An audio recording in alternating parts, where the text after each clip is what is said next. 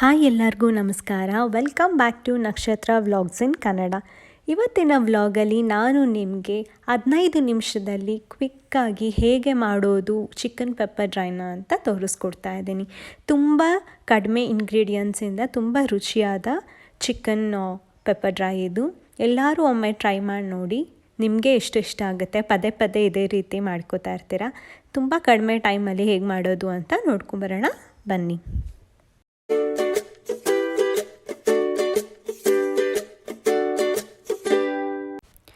Chicken pepper ಡ್ರೈಗೆ ಏನೆಲ್ಲ ingredients ಬೇಕು ನೋಡೋಣ. 2 ಸ್ಪೂನಷ್ಟು ನಾನು ಈ ರೀತಿ ಪೆಪ್ಪರ್ ಪೌಡರ್ನ ತಗೊಂಡಿದ್ದೀನಿ. 10ರಿಂದ 15 ಬೆಳ್ಳುಳ್ಳಿನ ನಾನು ಈ ರೀತಿ ಸಿಪ್ಪೆ ಸುಲಿದು ಸಣ್ಣದಾಗಿ ಹಚ್ಚಿಟ್ಕೊಂಡಿದ್ದೀನಿ. 1 ಈರುಳ್ಳಿ, 4 ಹಸಿಮೆಣಸಿನ್ಕಾಯಿನ ನಾನು ಈ ರೀತಿ ಉದ್ದುದ್ದಾಗಿ ಹಚ್ಕೊಂಡಿದ್ದೀನಿ. 1 ಟೊಮ್ಯಾಟೋನ ನಾನು ಈ ರೀತಿ ಸಣ್ಣದಾಗಿ ಹಚ್ಚಿದ್ದೀನಿ. ಇದಕ್ಕೆ ಸ್ವಲ್ಪ ಅರಿಶಿನ, ರುಚಿಗೆ ತಕ್ಕಷ್ಟು ಉಪ್ಪು, 1 ನಿಂಬೆಹಣ್ಣು ಮತ್ತು ಚಿಕನ್ನ ನಾನು ಈ ರೀತಿ ಅರಿಶಿನದಲ್ಲಿ ಹಾಕಿ ತೊಳೆದಿದ್ದೀನಿ. ಅರಿಶಿನದಲ್ಲಿ ಹಾಕಿ ತೊಳೆಯೋದ್ರಿಂದ ತುಂಬ ಒಳ್ಳೆಯದು. ಇದಕ್ಕೆ ಕರ್ಬೇವಿನ ಸೊಪ್ಪು ಬೇಕು. ಇದು ನಮ್ಮ ಪಾಟಲ್ಲೇ ಬೆಳೆದಿರೋದನ್ನು ನಾನು ಕಿತ್ಕೊಂಡಿದ್ದೀನಿ. ತುಂಬ ಫ್ರೆಶ್ ಆಗಿದೆ ನೋಡಿ. ಸ್ವಲ್ಪ ಕೊತ್ತಂಬರಿ ಸೊಪ್ಪನ್ನ ನಾನು ಈ ರೀತಿ ಹಚ್ಚಿಟ್ಕೊಂಡಿದ್ದೀನಿ. ಮತ್ತು ಆಗಲೇ ತೋರಿಸ್ದಾಗೆ 1 ನಿಂಬೆಹಣ್ಣ ನಾನು ಈ ರೀತಿ ಹಚ್ಚಿದ್ದೀನಿ. ಈಗ ಪ್ಯಾನ್ಗೆ ಒಂದು ಸ್ವಲ್ಪ ಆಯಿಲ್ನ ಹಾಕ್ಕೋಬೇಕು. ಎಣ್ಣೆ ಕಾದ ನಂತರ ಇದಕ್ಕೆ ಬೆಳ್ಳುಳ್ಳಿನ ಹಾಕಬೇಕು. ಕೆಲವರು ಪೆಪ್ಪರ್ ಡ್ರೈಗೆ ಸ್ಟಾರ್ಟಿಂಗಲ್ಲೇ ಕರ್ಬೇವಿನ ಸೊಪ್ಪನ್ನ ಹಾಕ್ತಾರೆ, ಆದರೆ ನಾನು ಸ್ವಲ್ಪ ಲೇಟಾಗಿ ಹಾಕ್ತೀನಿ. ಹಾಗೆ ಹಾಕೋದ್ರಿಂದ ತುಂಬ ಒಳ್ಳೆ ಫ್ಲೇವರ್ ಕೊಡುತ್ತೆ ಪೆಪ್ಪರ್ ಡ್ರೈಗೆ. ಇವಾಗ ಹಸಿಮೆಣ್ಸಿನ್ಕಾಯಿನ ಹಾಕ್ಕೊಂಡು ಒಂದು ಸ್ವಲ್ಪ ಈ ರೀತಿ ಚೆನ್ನಾಗಿ ಫ್ರೈ ಮಾಡ್ಕೋಬೇಕು. ಬೆಳ್ಳುಳ್ಳಿದು ಹಸಿ ವಾಸನೆ ಇರುತ್ತಲ್ಲ, ಅದೆಲ್ಲ ಒಂದು ಸ್ವಲ್ಪ ಹೋಗೋವರೆಗೂ, ಸ್ವಲ್ಪ ರೆಡ್ಡಿಶ್ ಆಗೋವರೆಗೂ ನಾವು ಚೆನ್ನಾಗಿ ಇದನ್ನು ಈ ರೀತಿ ಫ್ರೈ ಮಾಡ್ಕೋಬೇಕು. ಇದಕ್ಕೆ ಈರುಳ್ಳಿ ಏನು ತೊಗೊಂಡಿದ್ವಿ ಅದನ್ನು ಆ್ಯಡ್ ಮಾಡಿ ಚೆನ್ನಾಗಿ ಇದು ಕೂಡ ಸ್ವಲ್ಪ ರೆಡ್ಡಿಶ್ ಆಗಿ ರೋಸ್ಟ್ ಆಗಬೇಕು. ಆವಾಗಲೇ ಪೆಪ್ಪರ್ ಡ್ರೈಗೆ ತುಂಬ ರುಚಿ ಕೊಡೋದು. ನೋಡಿ ಇವಾಗ ಚೆನ್ನಾಗಿ ಆಗ್ತಾಯಿದೆ ರೆಡ್ಡಿಶ್ ಆಗಿ. ಈ ರೀತಿ ಕೆಂಪಗಾಗೋವರೆಗೂ ಹುರ್ಕೋಬೇಕಾಗತ್ತೆ ಈರುಳ್ಳಿನ.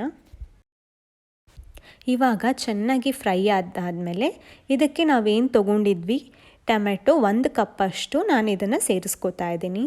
ತುಂಬ ಫ್ರೈ ಮಾಡ್ಕೊಳ್ಳೋದೇನು ಬೇಡ. ಟೊಮೆಟೊನ ನೀರು ಬಿಡೋವರೆಗೂ ಸ್ವಲ್ಪ ಒಂದು 2 ನಿಮಿಷ ಈ ರೀತಿ ಬಾಡಿಸ್ಕೊಂಡ್ರೆ ಆಯಿತು.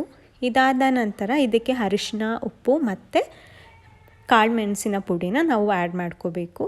ಪೆಪ್ಪರ್ ಪೌಡರ್ನ ಈಗಲೇ ಆ್ಯಡ್ ಮಾಡಬೇಕು. ಆವಾಗ ಎಲ್ಲ ಚಿಕನ್ಗೂ ಈವನ್ನಾಗಿ ಅಂಟ್ಕೊಂಡಿರುತ್ತೆ ಮಸಾಲ. ನೋಡಿ ಈ ರೀತಿ. ಇವಾಗ 1 ಸ್ಪೂನಷ್ಟು ನಾವು ಪೆಪ್ಪರ್ ಪೌಡರ್ನ ಆ್ಯಡ್ ಮಾಡಿಕೊಂಡ್ರೆ ಸಾಕು.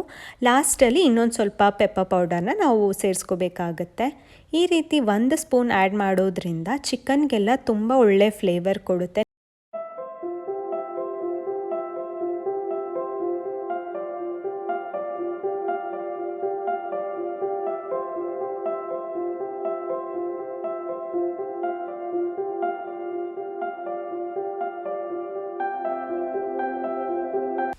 ನೋಡಿ ಈ ರೀತಿ ಎಲ್ಲ ನೀಟಾಗಿ ಫ್ರೈ ಆದಮೇಲೆ ಇದಕ್ಕೆ ನಾವೇನು ತೊಗೊಂಡಿದ್ವಿ ಚಿಕನ್ ಅದನ್ನು ಆ್ಯಡ್ ಮಾಡ್ಕೋಬೇಕು.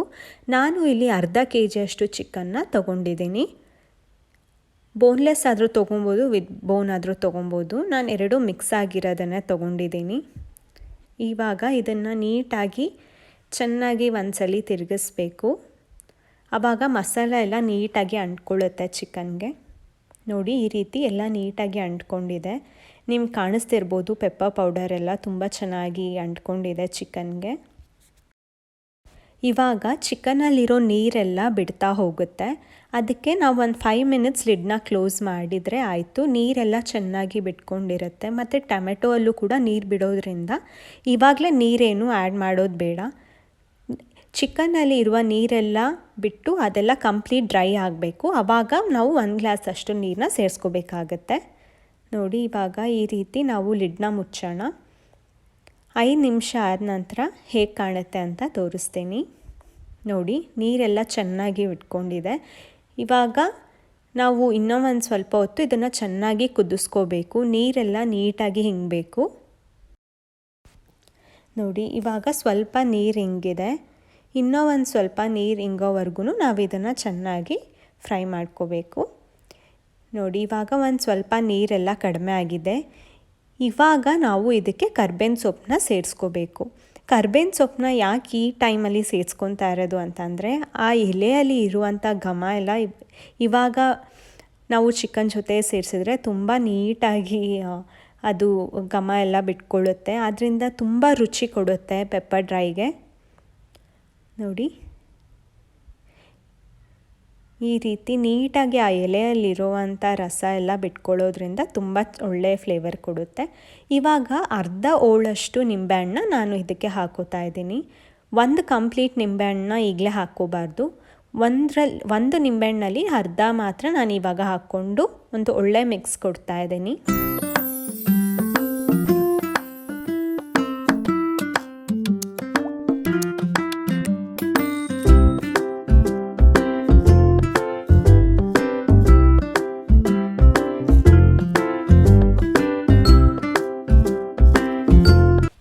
ಇವಾಗ ಇದಕ್ಕೆ 1 ಗ್ಲಾಸಷ್ಟು ನೀರನ್ನ ನಾನು ಸೇರಿಸ್ಕೊಂಡು ಮತ್ತೆ ಲಿಡ್ನ ಕ್ಲೋಸ್ ಮಾಡಿ 5ರಿಂದ 6 ನಿಮಿಷ ಚೆನ್ನಾಗಿ ಇದನ್ನು ಬೇಯಿಸ್ಕೋಬೇಕು. ಆವಾಗ ಚಿಕನ್ ಚೆನ್ನಾಗಿ ಬೆಂದಿರುತ್ತೆ.